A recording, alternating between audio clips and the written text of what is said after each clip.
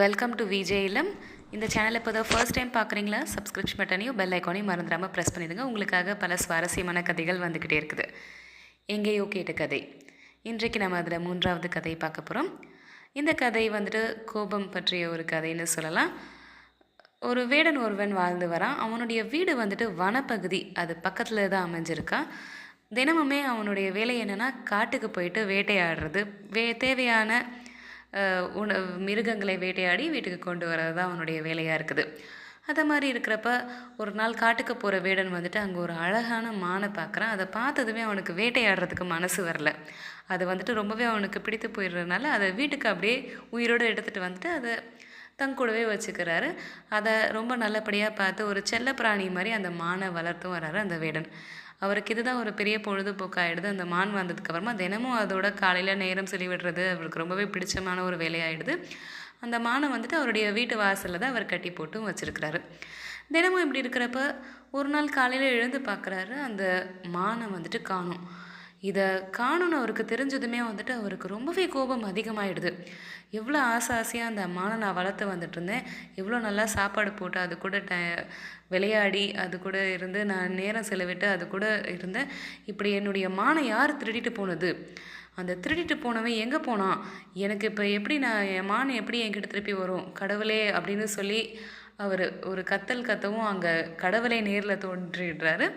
கடவுள் வந்துட்டதுக்கப்புறமா, பக்தா, உன்னுடைய இறை நம்பிக்கை பற்றி எனக்கு நல்லாவே தெரியும், உனக்கு அதிகமான கடவுள் பக்தி இருக்குது, உனக்கு வந்துட்டு என்ன வேணுமோ கேளு, நான் வந்துட்டு உனக்கு செய்கிறேன், உனக்கு ஒரே ஒரு வரம் கொடுக்குறேன், உனக்கு என்ன வேணுமோ கேள் அப்படின்னு சொல்லிட்டு கடவுளும் சொல்கிறாரு. இப்படி கேட்குறப்ப இந்த வேடன் என்ன கேட்டிருக்கணும்?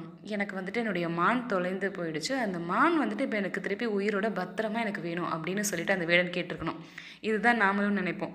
ஆனால் ரொம்பவே அதிகமான கோபத்தில் இருக்கிற அந்த வேடன் என்ன கேட்டுறாருன்னு பாருங்கள். அவர் வந்துட்டு, என் மானை வந்துட்டு எவனோ என்கிட்டேருந்து திருடிட்டு போயிட்டான், அந்த திருடனவன் வந்துட்டு அந்த மானை எடுத்துகிட்டு போனவன் இப்போ என் கண்ணு முன்னாடி வரணும் அப்படின்னு சொல்லிட்டு ஒரு வரம் கேட்டுடுறாரு.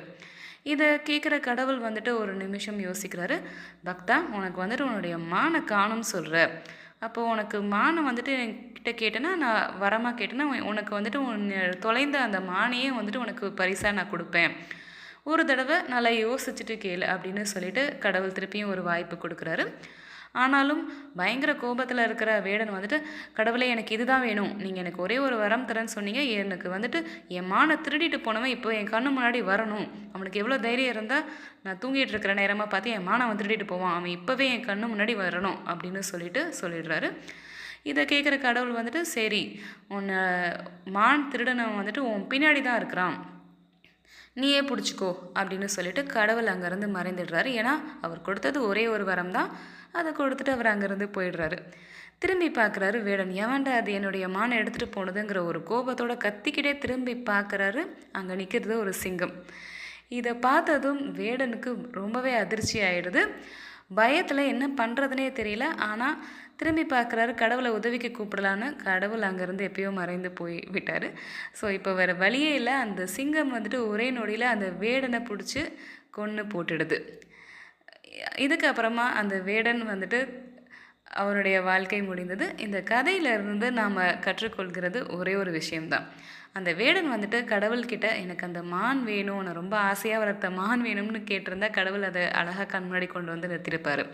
ஆனால் அந்த வேடனுக்கு வந்துட்டு கோபம் அதிகமாகி பழி வாங்குகிற உணர்ச்சி அது அதிகமாகிற நேரம் வந்துட்டு அவருக்கு என்ன வேணுமோ அதை கேட்க மறந்துட்டு தேவையில்லாமல் அதை திருடிட்டு போனவன் எனக்கு வேணும்னு சொல்லிட்டு கேட்டுட்டார்.